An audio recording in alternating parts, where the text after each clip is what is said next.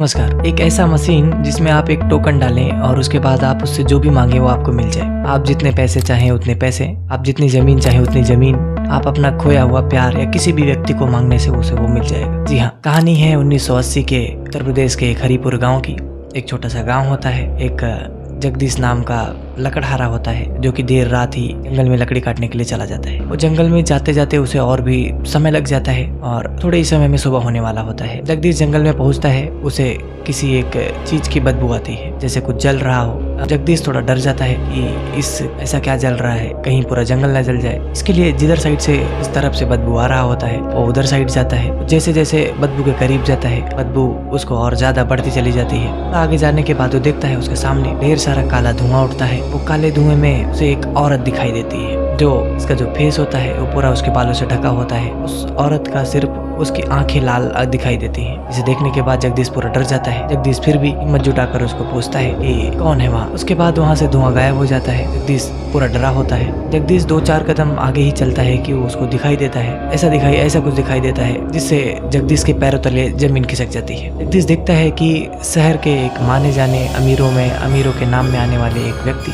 विष्णु की dead body पड़ी होती है। वो भी डेड बॉडी ऐसी पड़ी होती है कि जिस डेड बॉडी में सिर्फ उसका सर होता है, दोनों हाथ होते हैं और दोनों पैर होते हैं। वो चारों एक में सिले हुए होते हैं। बीच में उसका सर होता है और साइड से उसके दोनों हाथ और दोनों पैर उसके सर में सिले हुए होते हैं। वो देखकर जगदीश बहुत डर जाता है। जगदीश भागकर पुलिस थाने जाता है। पुलिस थाने में सभी कुछ बताता है। पुलिस इतना सुनने के बाद पुलिस ध्यान देती है तो लास्ट 2 महीने में ऐसे 2 केसेस हो चुके थे। एक पिछले महीने के अमावस में और एक इस महीने के अमावस में। पुलिस वहाँ आती है, पुलिस देखता है, सेम वही मिस्ट्री होता है, वही मारने का तरीका होता है। और एक चीज होता है जो पिछले महीने में मारा होता है, उसका नाम नीरज साहू होता है जो कि एक छोटा दुकान चला रहा होता है। पिछले महीने वो भी शहर के पास में एक नदी के पास उसे उसकी डेड बॉडी मिलती है जो कि उसके माथे पर भी एक वही टोकन छपा होता है और उसकी उंगली कटी होती है। उंगली मतलब उसके हाथ का एक अंगूठा कटा होता है। और सेम वही चीज विष्णु के केस में रहता है। जो देखकर ये इन्वेस्टिगेशन ऑफिसर जो होते हैं, उनका नाम रवि होता है, वो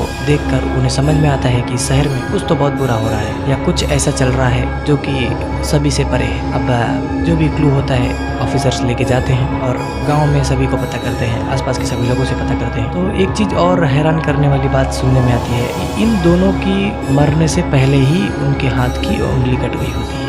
मतलब उनका अंगूठा कटा हुआ होता है। ऐसे कटा हुआ होता है पता नहीं। उस एक रात एक डॉक्टर होता है उस शहर में, उसका नाम अजय होता है। वो अपने घर आता है, थोड़ा रात हुआ होता है। आने के बाद देखता है घर की लाइट्स ऑफ है, घर में बस कुछ दिए जल रहे हैं। वो अजय अपने रूम में आता है, अपने घर में आता है और अपनी पत्नी को आवाज देता है। अजय अपने घर में आता है और अपनी पत्नी को आवाज देता है 3-4 बार, लेकिन उसकी पत्नी कुछ भी नहीं बोलती, कुछ भी जवाब नहीं आता। उसकी पत्नी कुछ भी नहीं बोलती, उसकी पत्नी का कुछ भी जवाब नहीं आता। जिसके बाद अजय देखता है कि घर में कोई नहीं दिख रहा होता। तभी अजय के सामने से भी वही काला धुआं उठता है और वही औरत फिर से दिखाई देती है जो कि अभी हाल ही में उस लकड़हारे को दिखाई दी थी। उसकी आंखें पूरी लाल होती हैं और उसके सर पर, उसके फेस पर पूरा उसका बाल आया हुआ होता है। अजय देखकर बहुत डर जाता है और जिसके बाद वो चिल्लाता है और वो जो काला साया होता है वहां से भाग जाता है, वहां से गायब हो जाता है। उसके बाद उसके बगल में ही पड़े बेड के पास उसका बच्चा रो रहा होता है। जिसके बाद अजय उसके पास जाता है और पूरा लाइट्स ऑन करता है। लाइट्स ऑन करने के बाद वो बच्चे के पास जाता है। वो जैसे ही बच्चे को उठाने के लिए नीचे बैठता है, वो देखकर पूरा चौंक जाता है कि बेड के नीचे उसके पत्नी की,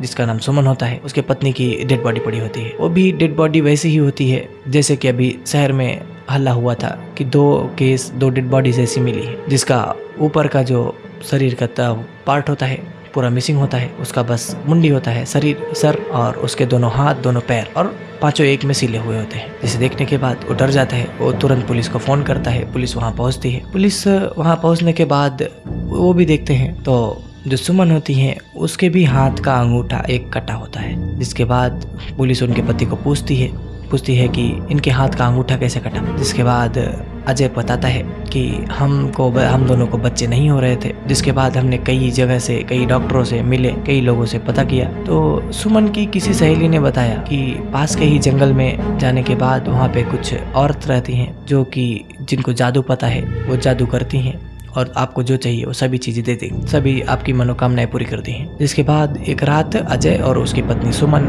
दोनों उस जंगल में गए हुए होते हैं। जंगल में जाते हैं। जंगल में जाते समय वो थोड़ा जंगल के अंदर गए होते हैं कि एक तरफ से आवाज आती है जहाँ पे कई औरतें हंस रही होती हैं और सुमन का नाम ले रही होती हैं। जिसके बाद सुनने के बाद वो दोनों उसी तरफ जाते हैं। वहाँ पे एक गुफा दिखाई देता है। वो गुफा में वो जैसे ही वो अंदर जाने के लिए सोचते हैं तैसे ही वही औरत जो अभी दिखाई दी थी अजय को, जिसकी आंखें लाल होती हैं, वो औरत आ जाती है और अजय को रोक देती है और सिर्फ सुमन को अंदर जाने के लिए बोलती है। सुमन अंदर जाती है, जिसके थोड़े समय बाद सुमन के चीखने की आवाज आती है और कुछ समय बाद सुमन बाहर आती है। जिसके बाद अजय बोलता है कि मैंने देखा तो उसके एक हाथ के अंगूठे कटे होते हैं। मैंने उसको कई बार पूछा लेकिन वो कुछ नहीं बताती। जिसके कुछ समय बाद वो प्रेग्नेंट हो जाती है, बच्चे होते हैं। लेकिन इन दिनों जो होता है सुमन एक नॉर्मल औरत जैसी नहीं होती। उसे लगता है जैसे वो अलग ही धुन में हो, उसे कोई बस में कर लिया हो, ऐसा होता है। जिसके बाद वो पुलिस को कुछ क्लू मिलता है कि ठीक है वो जंगल में जाया जाए। वो जो रवि होता है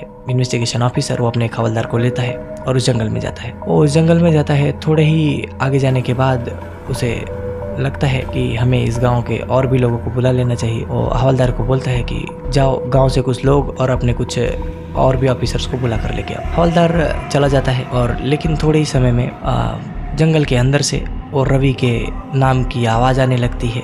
कई औरत उसका नाम लेने लगती हैं और हंसने लगती हैं। जिसके बाद रवि सोचता है आगे चल के देखा जाए। रवि और अंदर जंगल में जाता है। आगे जाता है तो उसे वही गुफा दिखता है जिसके बारे में अभी डॉक्टर अजय ने बताया होता है। वो अंदर जाता है तो देखता है कि उसके सामने फिर से वही औरत जिसके बारे में अभी तक उसने सिर्फ सुना था, जिसकी आंखें लाल होती हैं, जिसको गांव वाले और सभी डायन बोलते हैं। वो उसके पीछे पीछे अंदर चला जाता है। अंदर जाने के बाद वो देखता है कि कई डायन बैठी होती हैं और वो कुछ तंत्र मंत्र विद्या का काम कर रही होती है। जिसके बाद रवि वहाँ से भागने की कोशिश करता है लेकिन भाग नहीं पाता। कुछ थोड़े समय बाद जब वो हवलदार जो गांव वालों को और कुछ ऑफिसर्स को लेने गया होता है वो आता है तो वो जो देखते हैं, देखने के बाद सभी पूरा शॉक हो जाते हैं। वो देखते हैं जो उनका इन्वेस्टिगेशन ऑफिसर रवि होता है उसकी भी डेड बॉडी पड़ी होती है इसे सामने और सेम वही तरीका होता है जैसे कि अभी 3-4 महीने से केस आ रहे थे। वो देखने के बाद सभी के रोंगटे खड़े हो जाते हैं और सभी डर जाते हैं। सभी उस जंगल से दौड़कर सभी भागकर बाहर निकलते हैं और